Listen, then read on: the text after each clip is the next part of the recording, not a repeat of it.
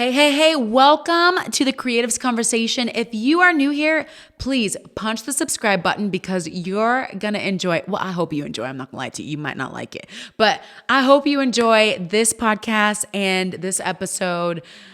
It's going to be really, really fun.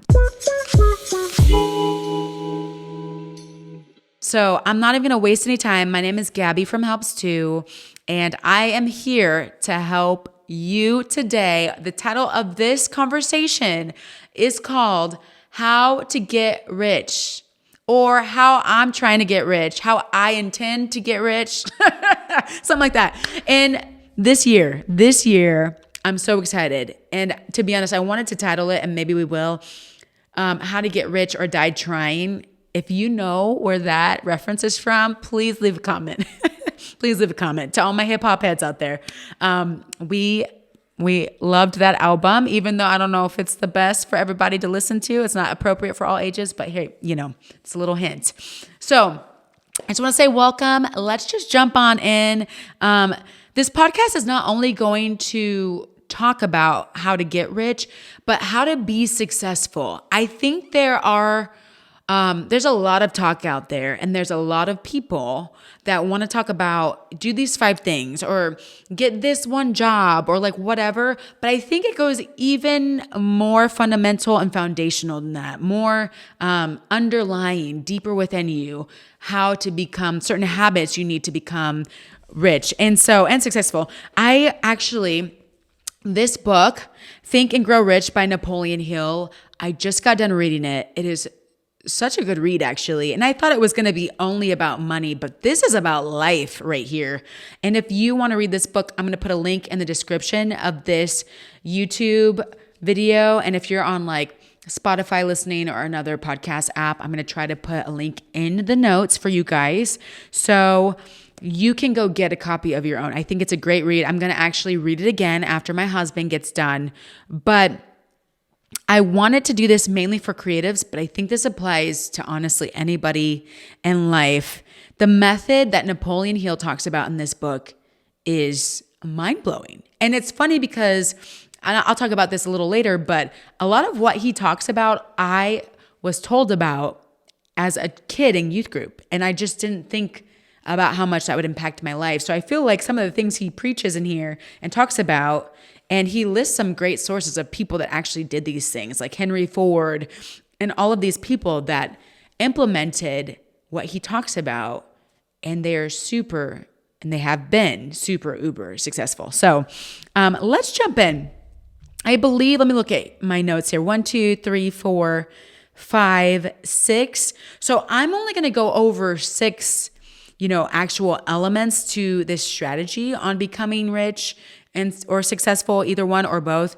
But Napoleon goes way deeper. And I think if you want to know, you need to get the book, okay?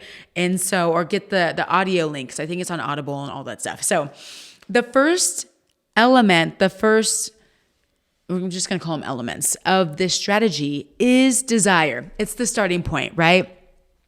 What do you want in life? I think, to be honest, if a lot of us were really honest, I think we would say like a surface level answer. If we were talking to somebody, just like, let's say someone off the street goes, hey, what do you really want in life? We would say, to never work again or whatever. But there's an even deeper answer a lot of the times, not always, but most of the time, that is there. Like, you don't want to work because you desire freedom. Or like God is putting in your heart to be an entrepreneur that like paves their own way and changes culture. Like, it goes way deeper than you not wanting to work. I mean, that's a huge part of it, and that's the start of it. But what is the desire? And so Napoleon talks about how you need to make that desire concrete, measurable, and figure out how you're going to get there. So if you're right here and you long to get right here, what will it take for you to get there? How long will it take for you to get there? And then make it concrete, like write it down, how you intend and how long it will take to get there. And so an example is, right, this is just an example. Let's say you have the desire to make $40,000 a month one day. For some of us, that sounds like a lot of money. For others, you're like, that's a penny, a drop in the bucket. So let's not even think about that aspect. This is just a goal. You would say, I want to make $40,000 a month. I will work overtime on my business 5 times a week for 4 hours so that I can achieve this by June 24th of 2020, whatever. This is what I will offer, or this is what I will do during those 4 hours. It's that simple. Making it concrete, writing it down. You know the time, what it is that you're going to do to get to where you want to go, and you make it concrete. All right, the second element is faith.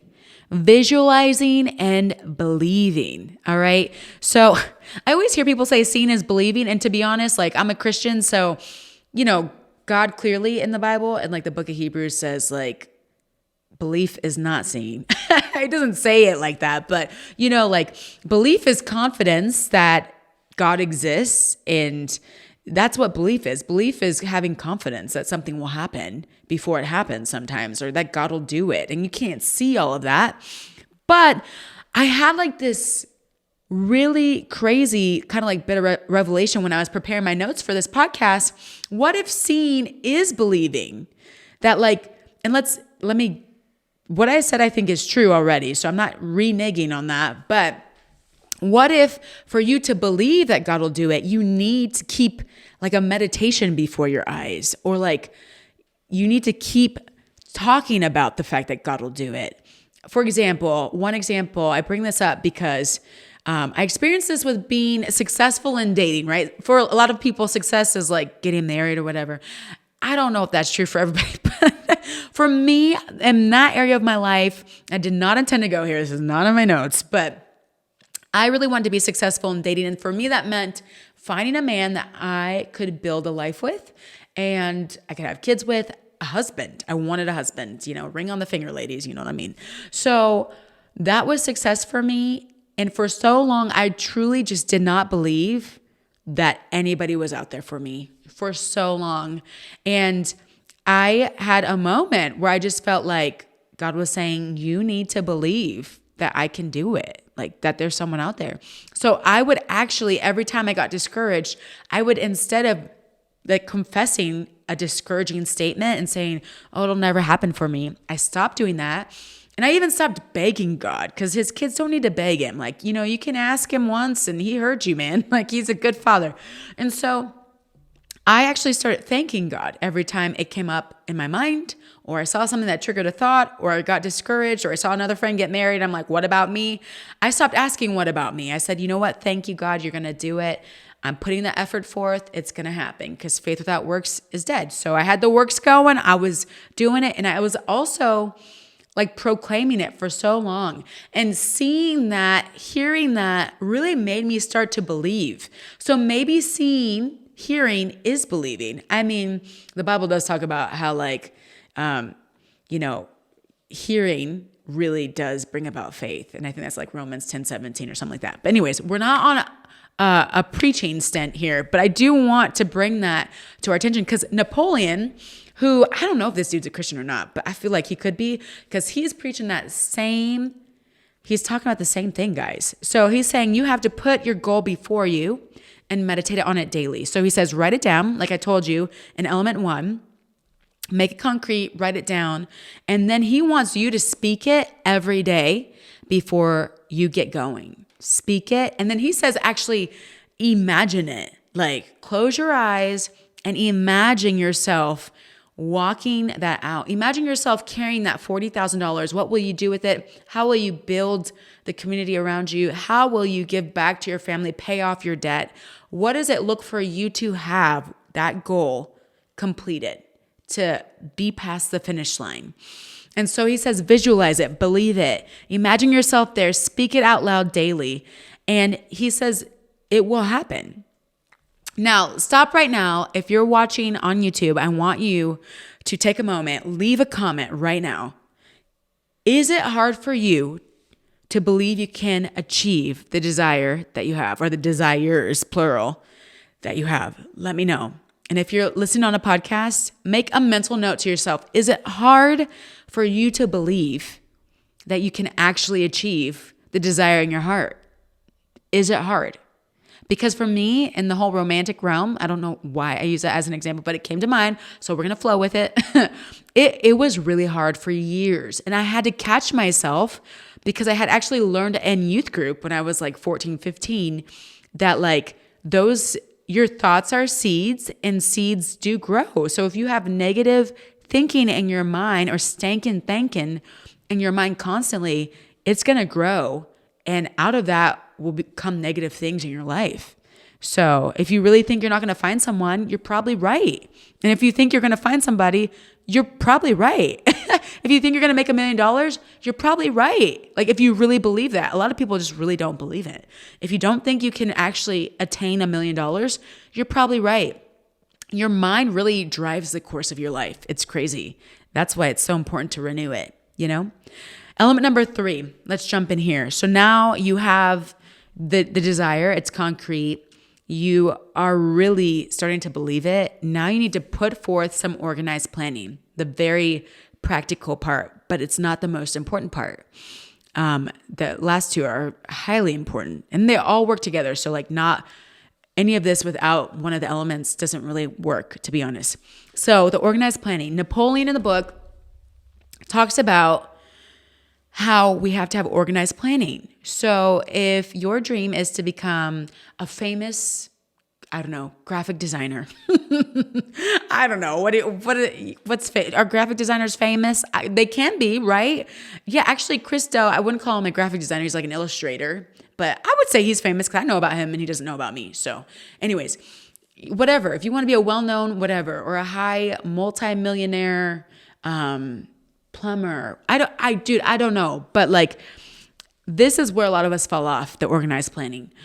Napoleon says you have to have, or you need to put into place 2 meetings a week where you convene and you bring together resources, whether it's a computer resource, a person that's going to help you, and you need to like strive for the goal with them. And you need to convene twice a week to kind of like realign, talk about it, and to make sure you're on the right page.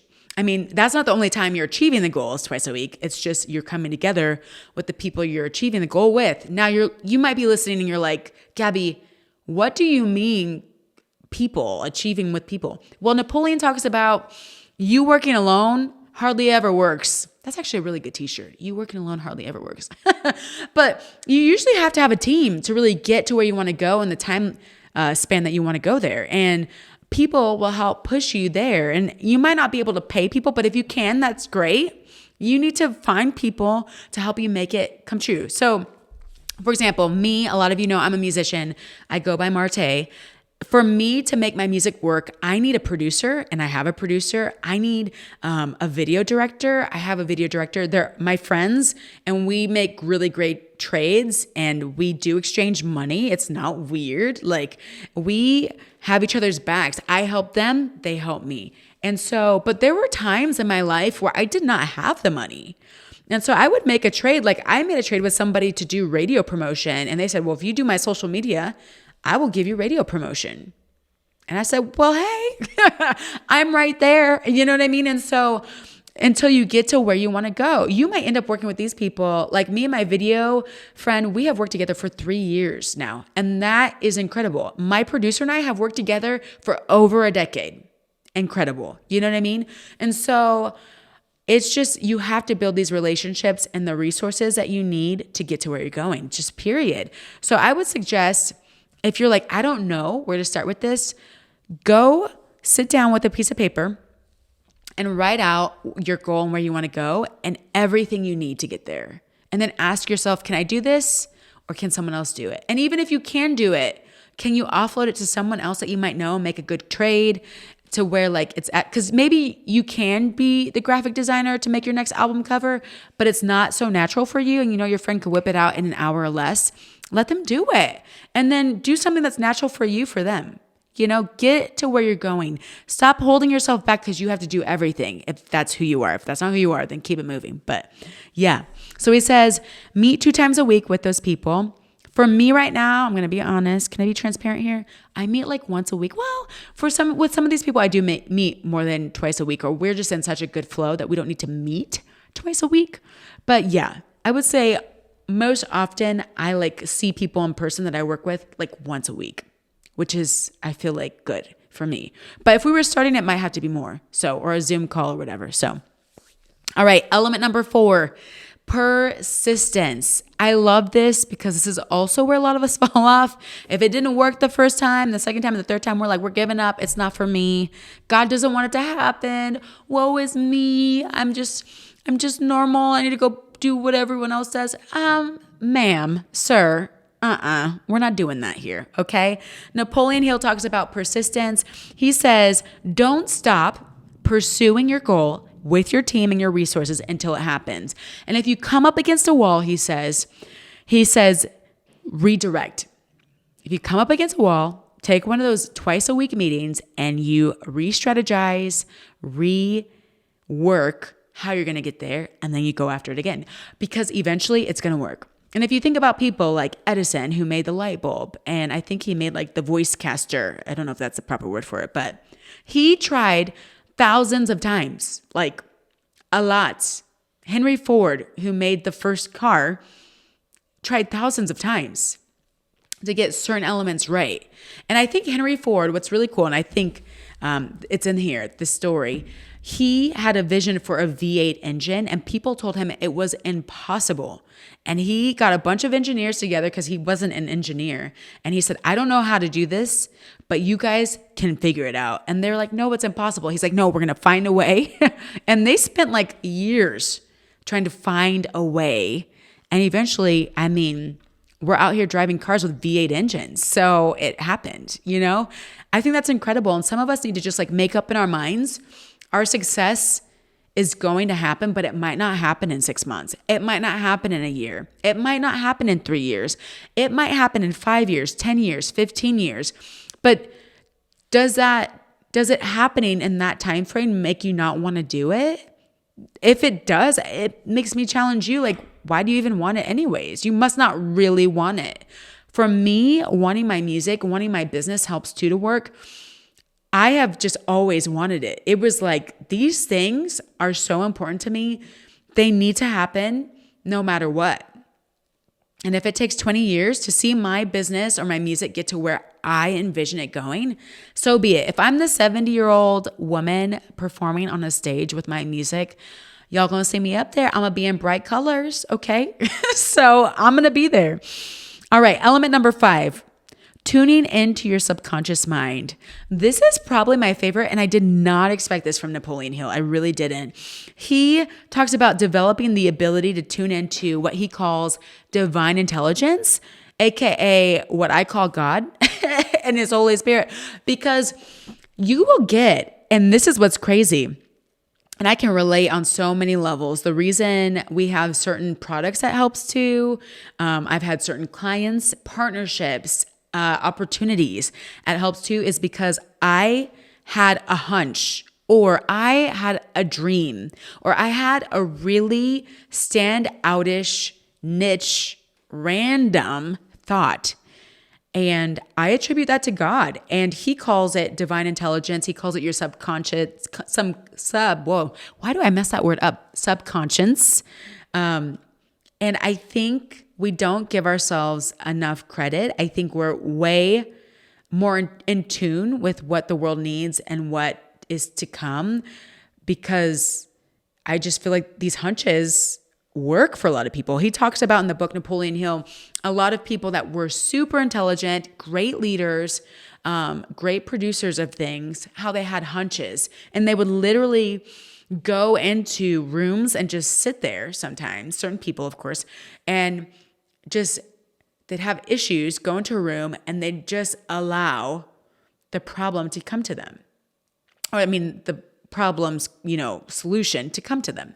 And it doesn't work like that for everybody, but he does talk about how this is like a muscle in your life and you can truly get in tune with it. And he says, honestly, it really doesn't even become its strongest until you're like 40s, 50s, 60s. And so he's like, actually, you becoming older is such a great benefit to your life. Like, the things you can achieve when you're older is so incredible. And so that gives me great hope for the future. But he talks about the 5th element is tuning into your subconscious mind. And it goes way more in depth then I could tell you on this podcast, you have to read the book, guys. All right. I think that's the fifth element. Element number 6, and where we're going to land this, is getting rid of your alibis. We've all had them. We've all had the excuses.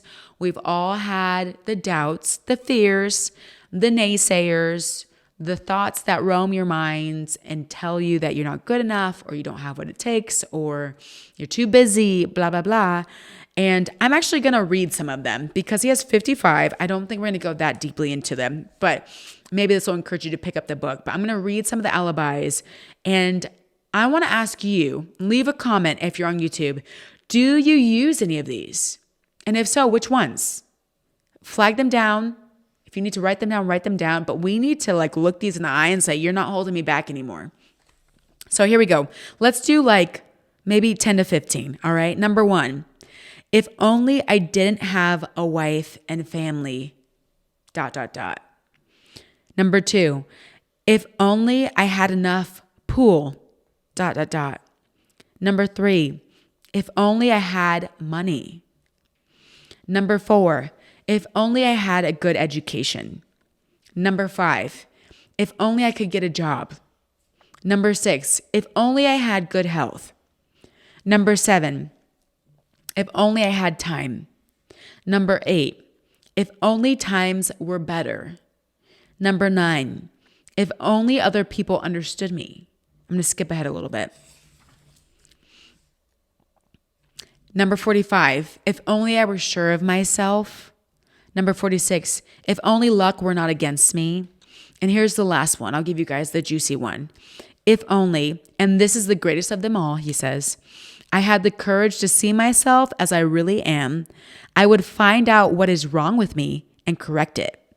Then I might have a chance to profit by my mistakes and learn something from the experience of others. I know there is something wrong with me, or I would now be where I would have been if I would have spent more time analyzing my weaknesses and less time building alibis to cover them. It's deep. It's deep. I'm going to leave a link to Napoleon Hill's book. And let me know if you guys like this format of conversation, because I'm just reading like a fiend lately and I am loving it. I took a break from reading because Boston U, my alma mater, just kicked my tail and I was done for 10 years. Don't make fun of me. But yeah, I was really done with reading on a major level for a long time. But I'm getting back into it, and there's so much wisdom and wealth in the books that people write. It's just a different way of comprehending that you just don't get from social media or a Netflix series or the news even, or your family that is somewhat like you but different. It's just nice to get inside of the head or the heads of many great people through books. And let me know if you like this. But I'm leaving a link to Napoleon Hill's Think and Grow Rich book in the show notes or the description of this video. Make sure you go get your copy. Let me know how you like it. And one more reminder before we leave. Some of the most successful people are just the ones that never gave up. With that, make sure you subscribe, and I will see you in the next Creatives Conversation. Bye, guys.